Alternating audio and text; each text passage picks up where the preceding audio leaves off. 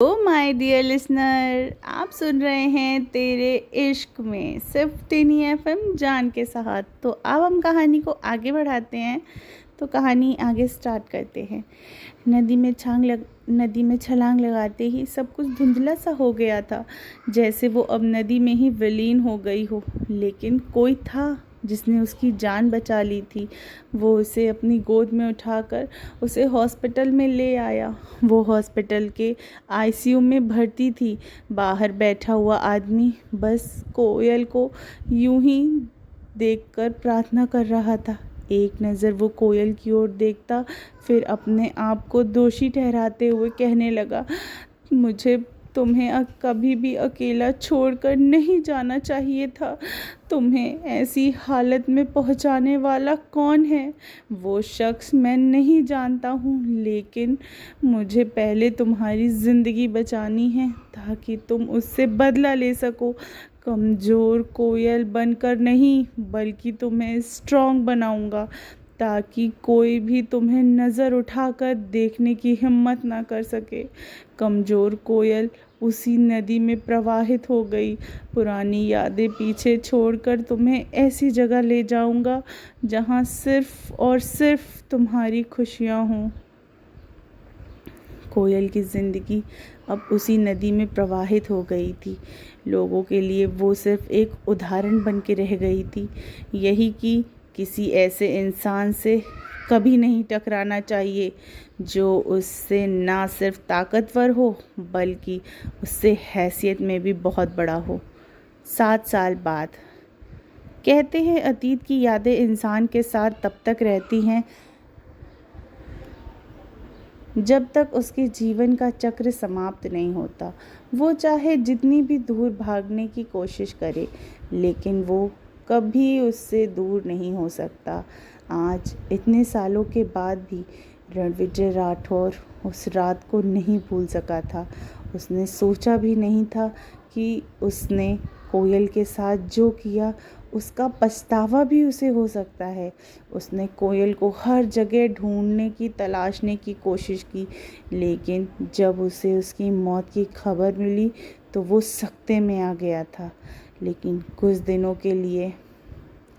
दिनों के बाद ही वो वापस से वही रणविजय राठौर बन गया था। उसकी हैवानियत और भी ज़्यादा बढ़ गई थी। लोग उसके नाम से और भी ज़्यादा थर थर काँपने लगे थे। उसका नाम अब बड़े बड़े माफिया लोगों से लेकर बड़े बड़े मंत्री संतरियों के साथ जुड़ने लगा था। उसकी दहशत यहीं नहीं रुकी थी। ऐसा कोई गलत काम नहीं था जो वो नहीं करता था। कोलकाता, सुबह के 9 बजे। कोलकाता शहर में एक बड़े से दुर्गा माँ के मंदिर में घंटियों की आवाज़ गूंज रही थी। वो मंदिर बड़ा ही भव्य था। उस मंदिर में श्रद्धालुओं की संख्या काफ़ी ज़्यादा थी। सारे श्रद्धालु दुर्गा माँ के दर्शन के लिए लाइन लगाए हुए थे। उसी लाइन में लगी एक औरत के होठों पर मुस्कान थी। वो आगे बढ़कर माता रानी के सामने खड़े होकर पंडित जी से बोली, पंडित जी, आज मेरी बेटी का जन्मदिन है और ये पूजा मैं उसके नाम से कराना चाहती हूँ। यजमान, आपकी बेटी का क्या नाम है? श्री। श्री नाम है मेरी बेटी का और मैं उसकी माँ हूँ। पंडित जी, आपका और आपके पति का क्या नाम है? पति का नाम सुनते ही उसकी आंखों में गुस्सा उतर आया था। वो गुस्से में कुछ कहती उससे पहले वहाँ एक शख्स आया और मुस्कुराते हुए कहा, श्री की माँ का नाम कोयल और पिता का नाम आर्यन है। आर्यन, हाँ, वही शख्स जिसने ना सिर्फ कोयल की जान को बचाया, बल्कि उसे नई ज़िंदगी भी दी और ज़िंदगी जीना भी सिखाया था। हमेशा उसे ऐसे थामे रहता जैसे वो उसे कभी गिरने नहीं देगा। कोयल की आंखें कोयल की आंखों में खुशी की लहर दौड़ गई। वो दोनों अपने अपने हाथ जोड़कर भगवान से प्रार्थना करने लगे, मैं अपने अतीत की परछाई अपने आँच पर कभी नहीं पड़ने देना चाहती माँ। बड़ी मुश्किलों के बाद मैंने एक नई पहचान पाई है। अपनी बेटी की सलामती के लिए आपसे प्रार्थना कर रही हूँ।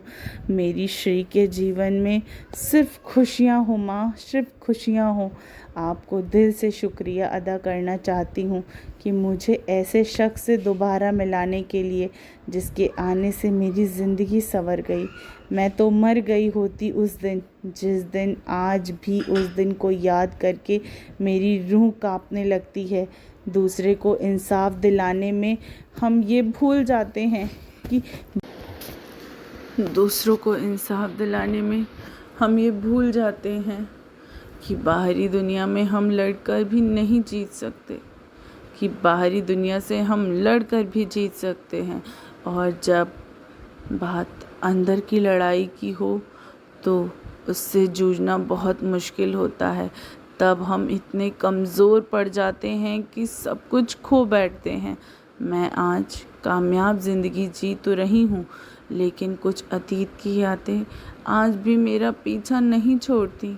शायद मेरे साथ हुआ अन्याय अब ये चीख चीख कर कह रहा है कि अब कोई और कोयल नहीं, क्योंकि हर कोयल के पास आर्यन नहीं होता। आज मैं फिर एक केस की सुनवाई करने जा रही हूँ और मैं कमज़ोर नहीं पड़ना चाहती माँ। मैं जानती हूँ आपकी कृपा हमेशा मुझ पर रहेगी। थोड़ी देर के बाद दोनों मंदिर से बाहर निकले। कोयल सिल्की साड़ी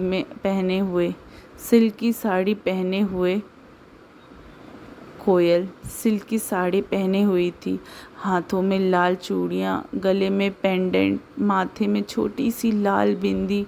वो पूजा की थाल लिए आर्यन से बोली, थैंक्स किस लिए? मैंने क्या किया? हमेशा मेरा साथ देने के लिए।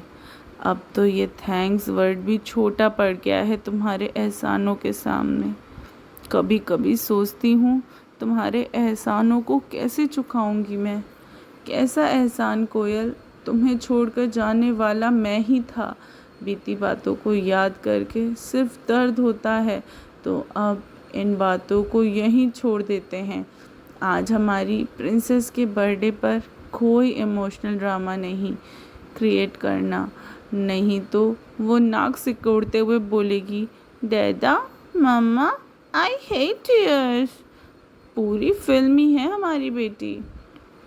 आर्यन हंसने लगा लेकिन कोयल की आंखों में उदासी अभी भी छाई हुई थी।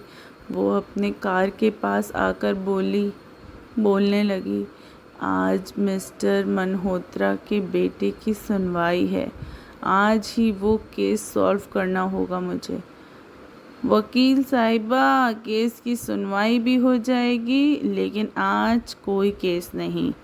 कोयल, आज श्री का बर्थडे है। जानती हूँ मैं, और मैंने आज के दिन सारे अपॉइंटमेंट से छुट्टी ले लिया है। तुम टेंशन फ्री रहो, अब घर चलें, देर हो रही है, वरना श्री पूरे घर को सर पर उठा लेगी। कोयल और आर्यन कार में बैठकर दोनों साथ में चले गए। दोनों के चेहरों पर मुस्कुराहट थी। आर्यन कोयल की साड़ी के पल्लू को साइड में करता है और अपने मन में सोचते हुए कहा, कोयल, आज मैं आज भी तुम्हारे एक हाँ के इंतज़ार में हूँ। तुम मुझसे प्यार तो करती हो, लेकिन सफ़र में साथ चलने के लिए हम सफ़र नहीं बना सकती। क्यों कोयल, क्या हुआ? तुम कुछ कह रहे थे? नहीं तो। ओह, मुझे लगा तुम कुछ बोल रहे हो। वैसे आज मैंने न्यूज़पेपर में कुछ बहुत ही इम्पोर्टेंट न्यूज़ पढ़ी थी, जिसे पढ़ने के बाद तो मेरे रोंगटे खड़े हो गए। आर्यन कोयल की तरफ देखते हुए कहा। आर्यन ने कोयल की तरफ देखते हुए कहा था, मैंने तुमसे कहा ना, आज कोई काम की बात नहीं करेंगे। हमारी प्रिंसेस का बर्थडे है और वो हमारा वेट कर रही होगी। कार सीधे एक घर के सामने आकर रुकी। आर्यन पार्किंग में कार लगाने के लिए चला गया। कोयल घर के अंदर जाने लगी। उसे घर के सामने एक लड़की को देखा जो लगभग 28 साल की होगी, लेकिन पहनावे से वो कुछ अलग सी लग रही थी। कोयल उसे देखती ही जा रही थी। वो लड़की अचानक से कोयल के सामने आकर खड़ी हो गई। कौन है वो लड़की? आखिर कोयल आर्यन से शादी करने के लिए हाँ क्यों नहीं कर रही है?